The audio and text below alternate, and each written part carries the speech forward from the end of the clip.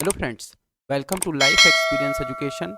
आज हम डिस्कस करेंगे आपके साथ आरआरबी एनटीपीसी के प्रीवियस ईयर क्वेश्चन पेपर को। इसमें हम इसके पार्ट जनरल अवेयरनेस के आपके साथ डिस्कस करेंगे, जो कि कवर अप करता है 40 क्वेश्चंस आउट ऑफ 100।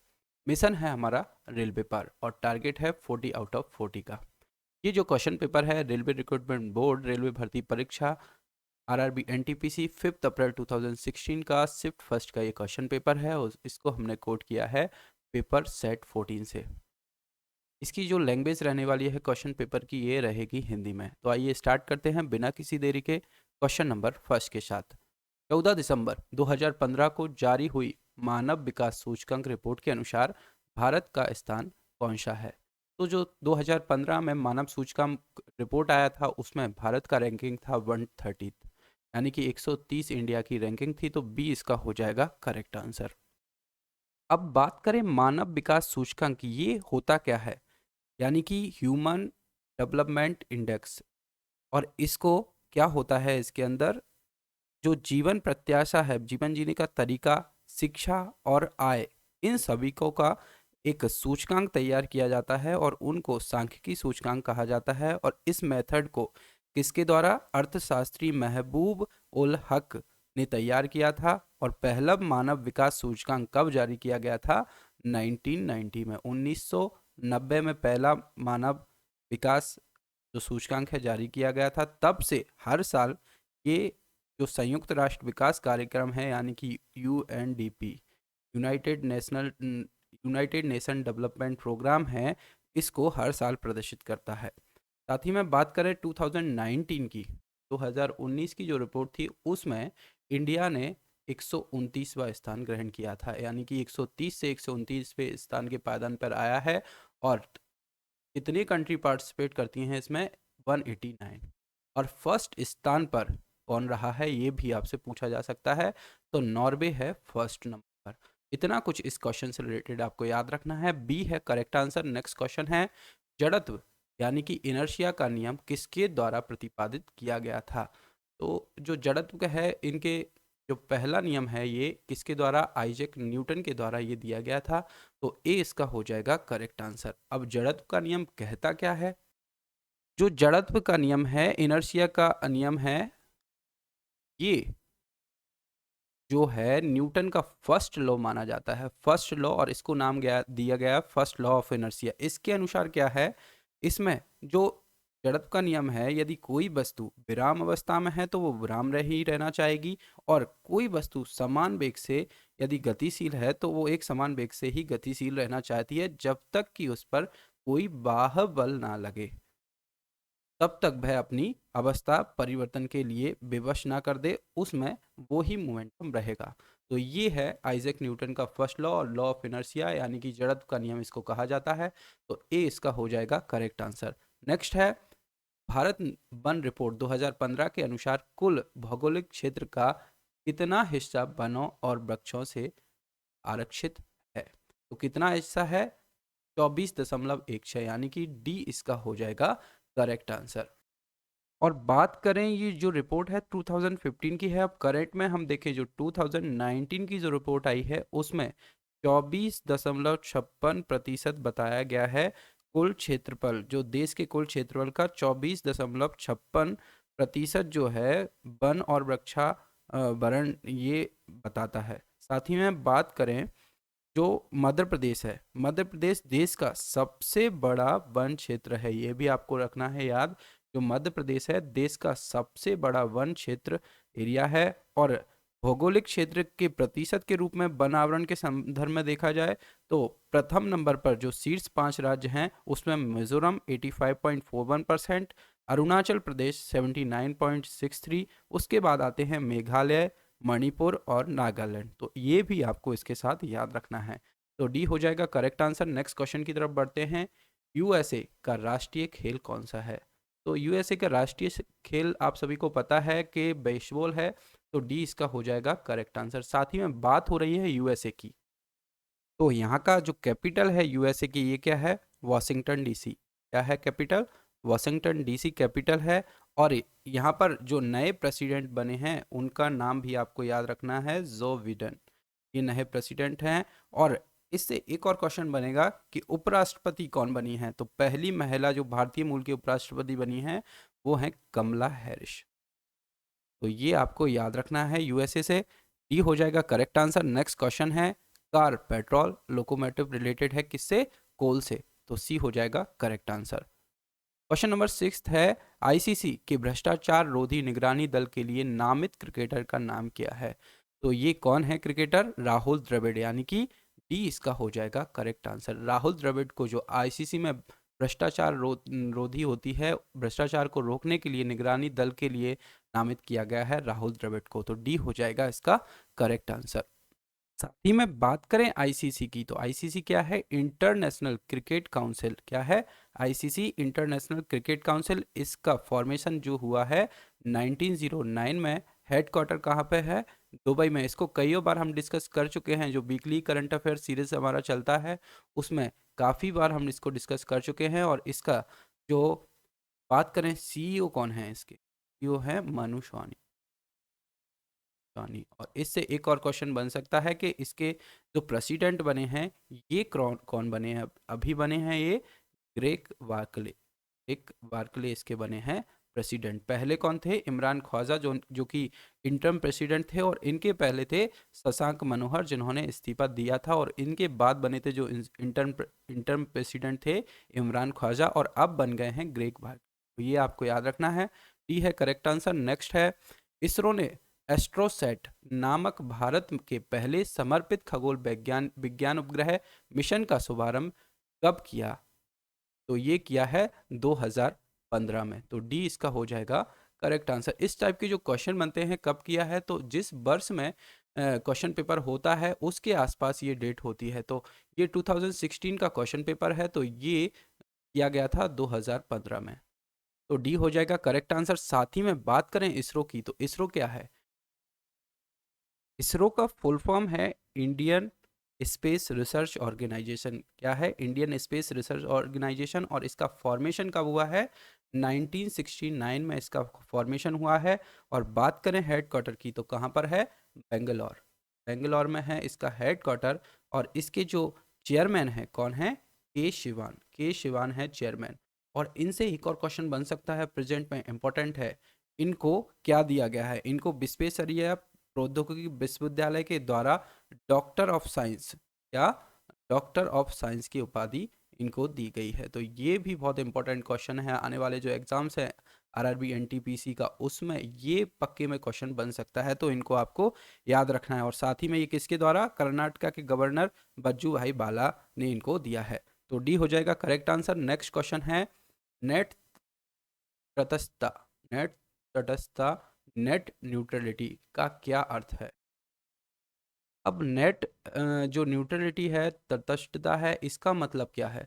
इसमें जो ऑप्शंस दिए गए हैं, इंटरनेट के इस्तेमाल से लोगों को रोकना, इंटरनेट सेवाओं का छूट प्राप्त जो कि सब्सिडाइज्ड मूल्य निर्धारण करना, साथ ही में इंटरनेट कंपनियों द्वारा मुफ्त सेवाओं की पेशकश, इंटरनेट सेवाओं का विभेदक मूल्य निर्धारण। तो ये सभी एक तौर से गलत ऑप्शन दिए गए हैं।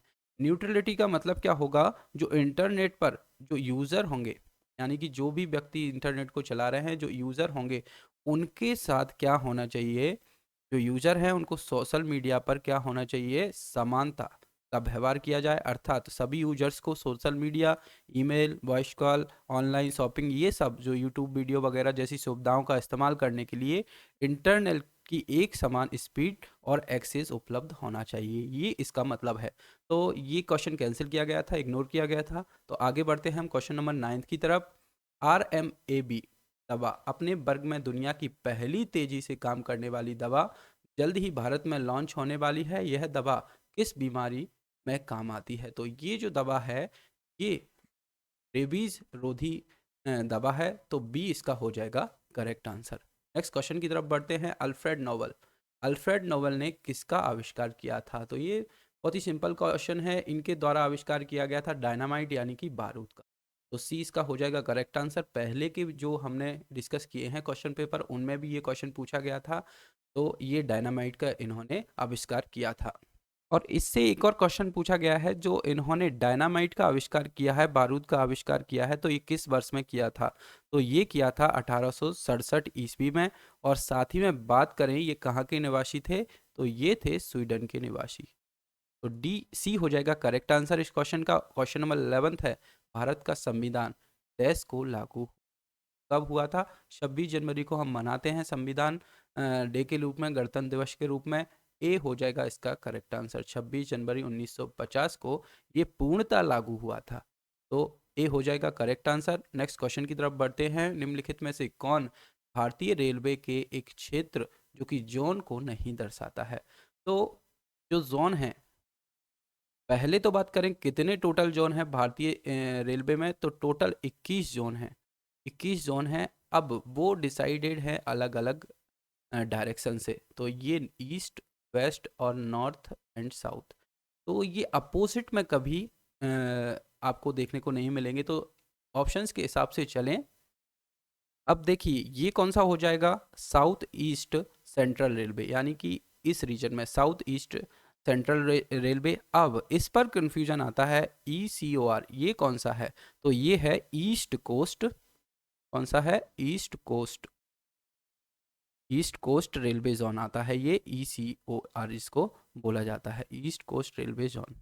और ये जो रीजन है ईस्ट कोस्ट रेलवे जोन, ये एक 18 नंबर का जोन है जो कि भुवनेश्वर के आसपास रहता है। फिर बात करें ये नॉर्थ वेस्ट रेलवे, और ये है ईस्टर्न वेस्टर्न रेलवे। तो ये एक जोन नहीं आता है, नहीं दर्शाता है। तो डी इसका हो जाएगा करेक्ट आंसर। नेक्स्ट क्वेश्चन है, दादा भाई नौरोजी को गणित एवं भौतिक विज्ञान के प्रोफेसर के रूप में कहाँ नियुक्त किया गया था? किस यूनिवर्सिटी में इनको नियुक्त किया गया था? तो इनको नियुक्त किया गया था मुंबई की यूनिवर्सिटी। कौन सा? एल्फिस्टन कॉलेज मुंबई में। तो डी इसका हो जाएगा करेक्ट आंसर। अब जो दादा भाई नौरोजी हैं, इनके बारे में हमने काफ़ी डिस्कशन किया है, किसमें? इंडियन हिस्ट्री में। ये कौन है? पहले बात करें जो फर्स्ट मेंबर थे इंडिया के, जो कि ब्रिटिश पार्लियामेंट में थे, तो ये हैं दादा भाई नौरोजी। साथ ही में इनके द्वारा क्या स्टार्ट किया गया था? ज्ञान प्रसारक ज्ञान प्रसारक मंडली इनके द्वारा ही स्टार्ट की गई थी। और ये किस लिए थी? जो बॉम्बे में एडल्ट एजुकेशन, बच्चों के लिए ना होकर एडल्ट एजुकेशन, इनके जो ज्ञान प्रसारक मंडली है, ये इनके द्वारा खोला गया था। काफ़ी साथ ही में बात करें जो बुक हैं, इनमें एक बुक इंपॉर्टेंट थी, कौन सी? Poverty and un British rule in India. Drain of wealth इसको कहा जाता है। साथ ही में जो दादा भाई नौरोजी हैं, इनको क्या किस नाम से जाना जाता है? और grand grand old man of India, grand old man of India के नाम से को जाना जाता है। तो इतना क्वेश्चन से रिलेटेड आपको याद रखना है। डी है करेक्ट। नेक्स्ट क्वेश्चन है, तरल अवस्था से गैसीय अवस्था में रूपांतरण को क्या कहते हैं? तो इसको कहते हैं, तरल से गैसीय अवस्था में रूपांतरण को इवेपोरेशन, यानी कि बाष्पीकरण, यानी कि सी इसका हो जाएगा करेक्ट आंसर। अब ये आप डायग्राम देखिए, इससे एक ना एक क्वेश्चन जरूर बनता है। तो तरल यानी कि लिक्विड से गैसियस स्टेट में यदि जाएंगे तो ये इवेपोरेशन होगा, इवेपोरेशन होगा। ये क्या होगा? इवेपोरेशन। यदि यहाँ से देखें सॉलिड से लिक्विड यानी कि मेल्टिंग होगा, लिक्विड से सॉलिड ये फ्रीजिंग होगा, लिक्विड से गैसियस इवेपोरेशन होगा, और गैस से लिक्विड में हम आएंगे तो कंडेंसेशन होगा। वहीं बात करें गैस से सॉलिड में यदि जाएंगे तो डिपोजिशन होगा, और सॉलिड से गैस में कन्वर्ट डायरेक्ट होगा तो सब्लिमेशन। ये किसका एग्जांपल हम देख सकते हैं सब्लिमेशन का? क्या? कपूर आप देखते होंगे, सॉलिड से डायरेक्ट ये गैसियस स्टेट में कन्वर्ट होगा, तो इसको सब्लिमेशन कहा जाता है। एक और ये अवस्था होती है प्लाज्मा। प्लाज्मा जो कि गैस से यदि प्लाज्मा में कन्वर्ट होगा तो इसको आयोनाइजेशन कहेंगे, और प्लाज्मा से गैस में कन्वर्ट होगा तो डी आयोनाइजेशन कहेंगे। इसका आप स्क्रीनशॉट लेकर रखिए, एक ना एक क्वेश्चन जरूर इससे बनता है, तो इंपॉर्टेंट है। सी इसका है करेक्ट आंसर। नेक्स्ट क्वेश्चन है, पृथ्वी के आकार की तुलना में निम्नलिखित में से सबसे बड़ा ग्रह कौन सा है? तो पृथ्वी की तुलना में देखा जाए तो बृहस्पति सबसे बड़ा ग्रह है, तो बी इसका हो जाएगा करेक्ट आंसर। हमने देखा है जो सन है, इसको हमने देखा है सन के बाद कौन कौन से आते हैं। यदि आपने अभी तक पिछले लेक्चर्स को नहीं देखा है तो जाकर जरूर देखें, इनसे भी एक क्वेश्चन जरूर बनता है। बी हो जाएगा करेक्ट आंसर। बृहस्पति पृथ्वी की तुलना में देखा है बड़ा ग्रह है। नेक्स्ट क्वेश्चन है जेनेटिक इंजीनियर के संबंध में भिन्न का पता लगाएं। तो जेनेटिक इंजीनियरिंग जो है उसके बारे में हम देखें तो उनमें से इनमें से भिन्न को आपको मतलब डिफरेंट को छांटना है। BT cotton, golden rice, Amflora. यदि जेनेटिक इंजीनियरिंग के बारे का तो भिंडी इसमें हो जाएगा रॉन्ग आंसर, यानी कि करेक्ट आंसर यही हो जाएगा डी भिंडी। नेक्स्ट क्वेश्चन की तरफ बढ़ते हैं। निम्नलिखित में से किसे पद्म विभूषण पुरस्कार से सम्मानित नहीं किया गया है? तो विश्वनानंद आनंद को किया गया है, एडमंड हिलेरी, सचिन तेंदुलकर, इन तीनों को ही किया गया है। जो सुनील गावस्कर हैं, क्रिकेट से रिलेटेड हैं, इनको नहीं किया गया है पद्म भूषण से सम्मानित। तो डी इसका हो जाएगा करेक्ट आंसर। नेक्स्ट क्वेश्चन है क्लोरोफॉर्म क्लोरोफॉर्म सॉल्यूशन में नाइट्रोजन के किस ऑक्साइड का प्रयोग किया जाता है? तो ऑप्शंस है nitric oxide, nitrogen dioxide, nitrous oxide या फिर नाइट्रोजन पेंटऑक्साइड। तो जो क्लोरोफॉर्म होता है उसके सॉल्यूशन में नाइट्रोजन पेंटऑक्साइड का प्रयोग किया जाता है। तो डी हो जाएगा इसका करेक्ट आंसर।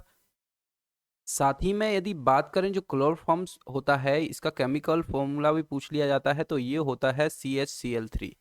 तो डी हो जाएगा करेक्ट आंसर। जो नाइट्रोजन का उपयोग किया जाता है ऑक्साइड के प्रयोग के लिए, तो नाइट्रोजन पेंटा ऑक्साइड का इसमें उपयोग किया जाता है। डी हो जाएगा करेक्ट। क्वेश्चन नंबर 19 है, एक कंप्यूटर प्रोग्राम जो सोर्स कोड को ऑब्जेक्ट कोड में बदल देता है उसे क्या कहा जाता है? तो सोर्स कोड को ऑब्जेक्ट कोड में बदले उसको कहा जाता है कंपाइलर।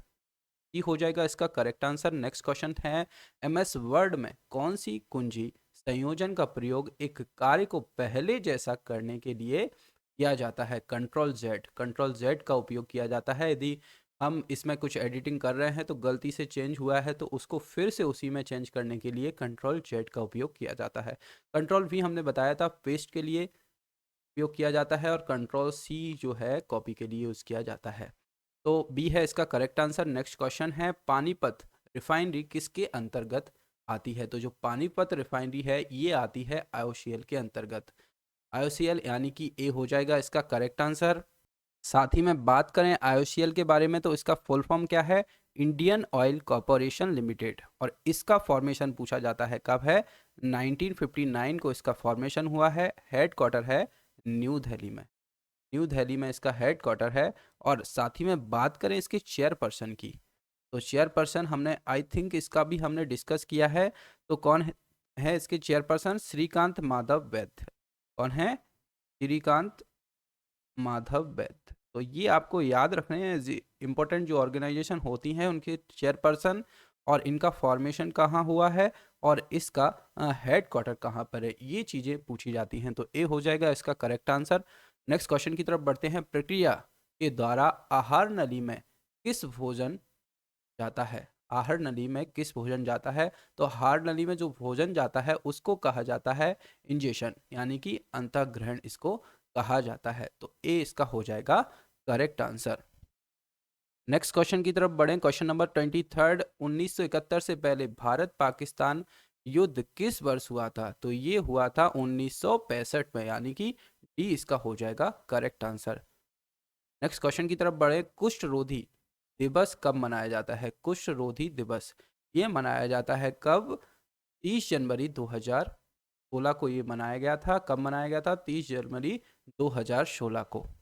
और ये जो कुष्ठ रोधी दिवस है ये हर साल 30 जनवरी को नहीं मनाया जाता है। ये कब मनाया जाता है? प्रतिवर्ष जो जनवरी होता है उसका जो आखिरी रविवार होता है, जो जनवरी का अंतिम रविवार, इसको मनाया जाता है कुष्ठ रोधी दिवस। अंतिम रविवार, अंतिम संडे यानी कि लास्ट संडे को मनाया जाता है कुष्ठ रोधी दिवस। तो डी हो जाएगा करेक्ट आंसर। नेक्स्ट क्वेश्चन है, ग्रहों की गति के बारे में निम्नलिखित कथनों में से कौन सा कथन सत्य है? तो जो ग्रहों की गति होती है उसमें एक ग्रह की कक्षा दो केंद्र बिंदु फोकाई जिसको कहा जाता है, फोकाई में से एक में सूर्य के साथ अंडाकार है। तो ये सही है। जो ग्रह की कक्षा है दो केंद्र बिंदु जो फोकाई को कहा जाता है उनमें सूर्य एक में सूर्य के साथ अंडाकार है, तो ये करेक्ट है। एक ग्रह की कक्षा केंद्र में सूर्य के साथ गोलाकार है, तो ये गलत है। ये सारे पॉइंट्स गलत हो जाएंगे क्योंकि इसकी कक्षा एक में सूर्य के साथ अंडाकार होती है। थर्ड पॉइंट की बात करें, एक ग्रह की कक्षा दो केंद्र बिंदु फोकई में से एक एक में किसी अन्य ग्रह के साथ अंडाकार है। तो ये हो जाएगा गलत, तो ए इसका इस तरह से हो जाएगा करेक्ट आंसर। ए ऑप्शन सही है। नेक्स्ट क्वेश्चन है, इनमें से किस देश में सबसे छोटे सिक्के को पैसा नहीं कहा जाता? तो भारत में पैसा कहा जाता है, पाकिस्तान में भी कहा जाता है, नेपाल में भी कहा जाता है, श्रीलंका में नहीं कहा जाता। ई इस क्वेश्चन का हो जाएगा करेक्ट आंसर। और इसमें जो सबसे छोटी करेंसी है, इसका मतलब कि जो श्रीलंकन रुपीस है उसका 1/100 इसको क्या कहा जाता है? सेंट कहा जाता है। तो ये आपको याद रखना है, बाकी में पैसा कहा जाता है। नेक्स्ट क्वेश्चन है, भारत ने 12वें दक्षिण एशियाई खेलों में कितने स्वर्ण पदक जीते थे? तो नंबर ऑफ जो स्वर्ण पदक थे ये जीते थे 188, 188 स्वर्ण पदक जीते थे जो 12वां दक्षिण एशियाई खेल हुए थे उसमें। तो सी हो जाएगा करेक्ट आंसर। साथ ही में बात करें जो 13वें नंबर पर जो दक्षिण एशियाई गेम्स हुए थे, ये कहाँ पर हुए थे? काठमांडू और नेपाल में आयोजित किए गए थे। और इसमें इंडिया ने कितने गोल्ड मेडल जीते हैं? इंडिया ने गोल्ड मेडल जीते हैं 173। और टोटल मेडल टैली की बात करें तो 311 टोटल मेडल इंडिया के द्वारा जीते गए हैं। और इसमें इंडिया फर्स्ट प्लेस पर रही थी। सेकंड पर रही है कौन? नेपाल। सेकंड पर नेपाल, जिसने कि गोल्ड मेडल कितने जीते हैं? 51 गोल्ड मेडल जीते हैं। और थर्ड पर रही है श्रीलंका। तो ये टैली आपको रखना है याद। ये 13वें दक्षिण एशियाई खेल हुए थे, कहाँ पर हुए थे? और इनका जो हम बात करें काठमांडू और पोखरा इनमें हुए थे। जो कंट्री कौन सी हो जाएगी? नेपाल ने इसको होस्ट किया था। इतना कुछ इससे रिलेटेड आपको याद रखना है। सी है करेक्ट। क्वेश्चन नंबर 28 है, परमाणु विखंडन डैश की प्रक्रिया है? तो जो परमाणु विखंडन है, जो एक भारी परमाणु होगा उसको जो नाभिक के उपखंड होंगे, यानी कि बी इसका हो जाएगा करेक्ट आंसर। बी हो जाएगा करेक्ट आंसर। अब बात करें आपको विखंडन, इसको कहा जाता है परमाणु विखंडन को न्यूक्लियर फिजन। इस तरीके से आपको ज़्यादा आसानी होगी इसको समझने में। न्यूक्लियर फिजन, इसमें क्या होगा? बाहरी नाभिक को क्या होगा? दो या दो से अधिक छोटे भागों में इसको तोड़ता है। और इस प्रक्रिया में क्या होगा? अत्यधिक ऊर्जा का उत्सर्जन होगा। उदाहरण के लिए देखें हम, एक यूरेनियम परमाणु होगा जिसका कि 92 टू 35 ये एटॉमिक वेट होगा, परमाणु क्रमांक 92 होगा। इसको दो भागों में ये टूटता है। फिर दो भागों से ये जो सिंगल भाग है ये भी दो भागों में टूटेगा, और ये है तो ये भी दो भागों में। ऐसे ये चेन रिएक्शन चलती जाएगी, दो दो भागों में ये होते जाएंगे। तो ये चेन रिएक्शन चलती जाएगी, एक है वो दो भागों में टूटते जाएगा। तो ये इस तरीके से न्यूक्लियर फिजन होगा। अब वहीं बात करें न्यूक्लियर फ्यूज़न की। न्यूक्लियर फ्यूज़न की, इसमें क्या होता है? न्यूक्लियर फ्यूज़न में इसमें उल्टा होता है। जब दो परमाणु को पास में लाया जाता है तो वे आपस में मिल जाते हैं, और इनके मिलने से क्या होगा? फ्यूज़न होता है। इसको फ्यूज़न बोला जाता है। और इसमें क्या होगा? फ्यूज़न के बाद एक या एक से ज़्यादा नए परमाणु बनते हैं, और न्यूट्रॉन या प्रोटॉन भी निकलता है उसमें। तो साथ ही में बहुत सी ऊर्जा इसमें भी पैदा होती है। तो ये होगा न्यूक्लियर फिशन, जिसमें कि दो या दो से अधिक परमाणु जो होंगे एक में बदलेंगे, और न्यूक्लियर फिजन इसका क्या हो जाएगा? तो बी है इसका करेक्ट आंसर। नेक्स्ट क्वेश्चन है, भारत की जनगणना 2011 के अनुसार सबसे अधिक आबादी वाला राज्य कौन सा है? तो 2011 की भारत की जनगणना के अनुसार देखा जाए तो सबसे अधिक आबादी वाला राज्य है उत्तर प्रदेश। ही इसका हो जाएगा करेक्ट आंसर। उत्तर प्रदेश के बारे में बात करें तो इसका कैपिटल क्या है? लखनऊ इसका कैपिटल है। और आपको कमेंट बॉक्स में ये कमेंट करके बताना है कि जो लखनऊ है ये किस नदी के किनारे बसा हुआ है? किस नदी के किनारे बसा हुआ है लखनऊ? साथ ही में बात करें, सीएम है योगी आदित्यनाथ और गवर्नर कौन है? आनंदीबेन पटेल। नेक्स्ट क्वेश्चन की तरफ बढ़ते हैं। यूनेस्को द्वारा भारत में विश्व धरोहर स्थलों की कुल कितनी संख्या चुनी गई है? तो 2016 में ये प्रश्न पूछा गया था। तो उस टाइम पर टोटल भारत में 32 विश्व धरोहर स्थल थी भारत की। सी इसका हो जाएगा करेक्ट आंसर। अब हम प्रेजेंट के बारे में बात करें तो 2019 का जो रिपोर्ट आया है उसमें जयपुर यानी कि उसको पिंक सिटी के नाम से ऐड किया गया है। और टोटल 38 विश्व धरोहर साइट्स हैं कहाँ पर? भारत में। अब बात करें यूनेस्को की, इसका फुल फॉर्म क्या है? United Nation Educational Scientific and Cultural Organization. क्या है? United Nations Educational Scientific and Cultural Organization. और इसका फॉर्मेशन हुआ है कब? 1945 में इसका फॉर्मेशन हुआ है। और बात करें इसके जो हेड हैं, अध्यक्ष हैं, कौन है? आंद्रे आंद्रे अजोले के अध्यक्ष हैं, प्रेसिडेंट हैं आंद्रे अजोले। और इसका हेडक्वार्टर भी पूछा जाता है, तो हेडक्वार्टर कहाँ पर है? पेरिस, फ्रांस में इसका है हेडक्वार्टर। नेक्स्ट क्वेश्चन की तरफ बढ़ते हैं। क्वेश्चन नंबर 31 है टॉक्सिकोलॉजी। टॉक्सिकोलॉजी किसका अध्ययन है?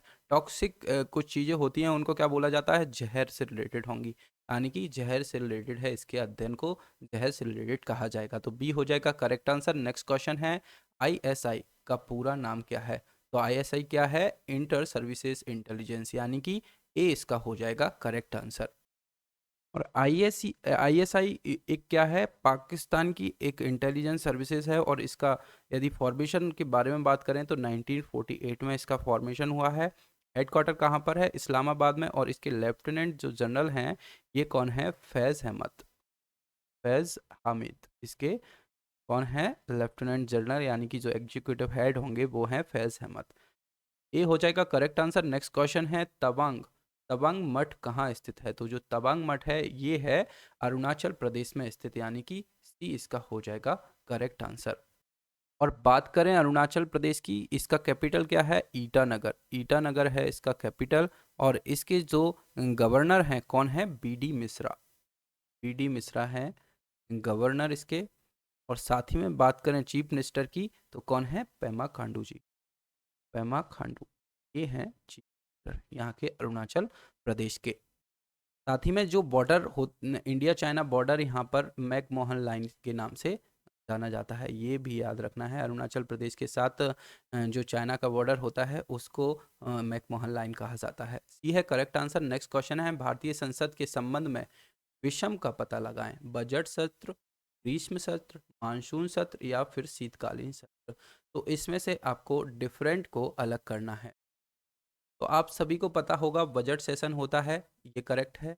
मानसून सत्र, मानसून सेशन, ये भी करेक्ट है। शीतकालीन सत्र, ये भी करेक्ट है। जो ग्रीष्म सत्र है ये नहीं होता है, ग्रीष्म सत्र यानी कि ग्रीष्म सेशन नहीं होता है। तो बी इसका हो जाएगा करेक्ट आंसर। नेक्स्ट क्वेश्चन है निम्नलिखित में से कौन सा प्रोग्रामिंग भाषाओं के समूह का सदस्य नहीं है? तो assembly language, C plus plus, Java, ये तीनों प्रोग्रामिंग लैंग्वेज हैं। पर पोप 3 ये प्रोग्रामिंग लैंग्वेज नहीं है। तो बी इसका हो जाएगा करेक्ट आंसर। क्वेश्चन नंबर 36 है भारत में श्वेत क्रांति का जनक, फादर ऑफ व्हाइट रेवोल्यूशन किसे जाना जाता है? तो वर्गीश कुरियन को जाना जाता है फादर ऑफ व्हाइट रेवोल्यूशन, यानी कि सी इसका हो जाएगा करेक्ट आंसर। इसको भी हम काफ़ी बार, 2-3 बार डिस्कस कर चुके हैं आपके साथ। जो वीकली करंट अफेयर्स होता है उसमें भी डिस्कस किए हैं। और इस जो आरआरबी एनटीपीसी के प्रीवियस क्वेश्चन पेपर हमने डिस्कस और इनके पहले किए हैं उनमें भी इनको डिस्कस किया है। तो उनको आप जाकर जरूर देखें, काफ़ी मदद मिलती है जो प्रीवियस ईयर क्वेश्चन पेपर होते हैं उनसे। तो सी इसका हो जाएगा करेक्ट आंसर। नेक्स्ट क्वेश्चन है भारतीय रेल ने अपने डैश जोन में बायोडीजल लोकोमोटिव की शुरुआत की है? तो ये इस क्वेश्चन को भी कैंसिल किया गया है। आई थिंक इसको सबसे पहले इटारसी में यूज़ किया गया था बायोडीजल लोकोमोटिव को, जो कि 2015 के आसपास ही किया गया था। इसके पहले आई थिंक तुगलकाबाद में स्टार्ट हुआ था, इसलिए इस क्वेश्चन को इग्नोर किया गया है। नेक्स्ट क्वेश्चन की तरफ बढ़ते हैं। डैश कम दूरी का की वायरलेस कनेक्टिविटी की सुविधा प्रदान करता है?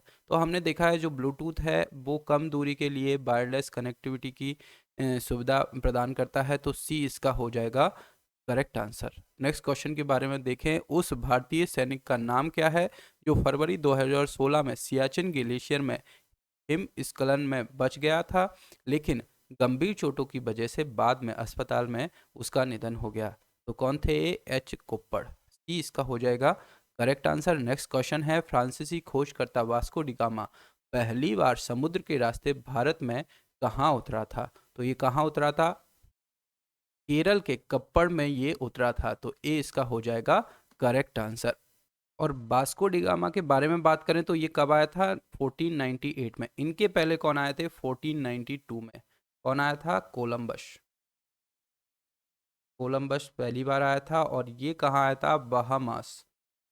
Bahamas. Bahamas in search of India. Bahamas की फाउंड सर्च में निकला था, इंडिया पहुंचा था, वास्को डी गामा आया इंडिया की खोज में। ही रीच्ड एट कहाँ पर? कालीकट। कैलीकट जिसको कहा जाता है वेयर जेमोरियंस वर रूलिंग, यानी कि जो जेमोरियंस उस टाइम पर रूल कर रहे थे। तो ए हो जाएगा इसका करेक्ट आंसर। ये आज की सीरीज का लास्ट क्वेश्चन था। लेक्चर आपको पसंद आए तो लाइक एंड शेयर अपने फ्रेंड्स के साथ ज़रूर कीजिए, उनको भी जो आने वाली एग्ज़ाम्स हैं काफ़ी उनसे हेल्प मिल सके। जो आरआरबी एंड की एग्ज़ाम्स स्टार्ट होने वाली है 28 दिसंबर से, तो अब आपके पास लगभग 20 डेज़ ही बचे हैं तैयारी में। तो आप ज़ोरों शोरों से तैयारी को स्टार्ट कीजिए। प्रीवियस ईयर क्वेश्चन पेपर को हम आपके साथ डिस्कस कर रहे हैं, इनको भी आप लगाइए। और साथ ही में बात करें लाइफ एक्सपीरियंस एजुकेशन के साथ जुड़ने के लिए, आप चैनल को सब्सक्राइब भी कीजिए। Thank you.